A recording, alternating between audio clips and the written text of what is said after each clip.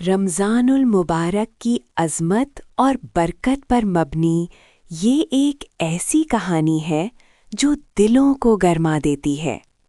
آپ اسے کسی بھی تقریب، اسکول اسمبلی یا محفل میں سنا سکتے ہیں۔ عنوان: وہ ایک مہینہ جو زندگی بدل دیتا ہے۔ منظر کشی: شہر کی فضا بدلی بدلی سی تھی۔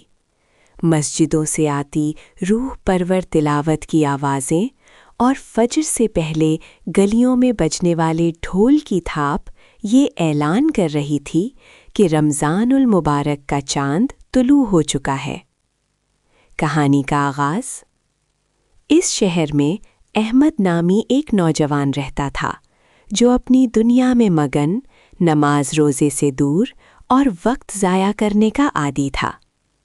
اس کے لیے رمضان بس پکوڑوں اور افطاریوں کا نام تھا۔ لیکن اس بار اس کی ملاقات اپنے محلے کے بزرگ دادا جان سے ہوئی، جنہوں نے اس کا نظریہ بدل دیا۔ احمد نے پوچھا، دادا جان، آخر ہم بھوکے پیاسے رہ کر کیا حاصل کرتے ہیں؟ دادا جان مسکرائے اور بولے، بیٹا، رمضان صرف پیٹ کا روزہ نہیں، یہ روح کی تربیت کا نام ہے۔ رمضان کی شان کے 3 پہلو۔ دادا جان نے احمد کو رمضان کی شان 3 حوالوں سے سمجھائی۔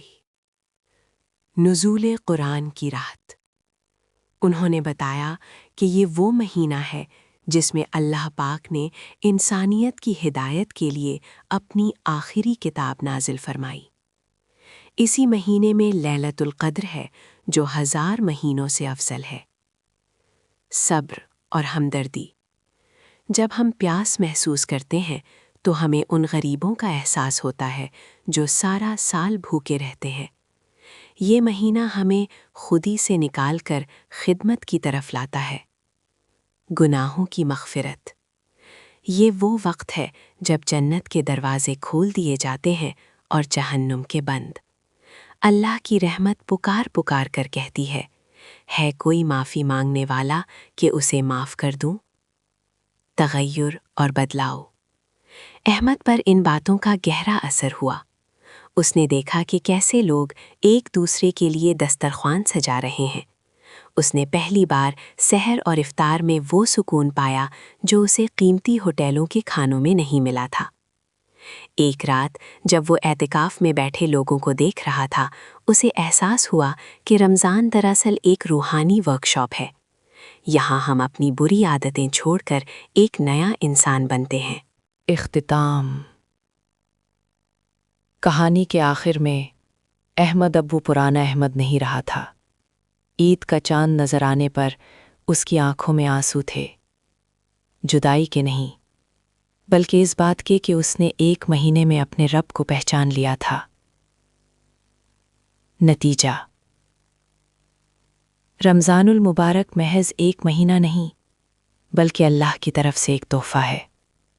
خوش نصیب ہے وہ جس نے اس مہینے کی قدر کی اور اپنے دامن کو نیکیوں سے بھر لیا۔ خوبصورت اشعار اضافی اثر کے لیے آپ اپنی تقریر یا سٹوری کے بیچ میں یہ شعر پڑھ سکتے ہیں۔ رحمتوں کی ہے یہ گھڑی آئی، برکتوں کا ہے پیغام لائی، ہر طرف ہے نور کی برسات، رمضان کی ہے کیا ہی بات۔ کیا آپ چاہیں گے کہ میں اس سٹوری کو کسی خاص عمر کے بچوں کے لیے آسان بنا دوں یا اس میں مزید احادیث شامل کروں؟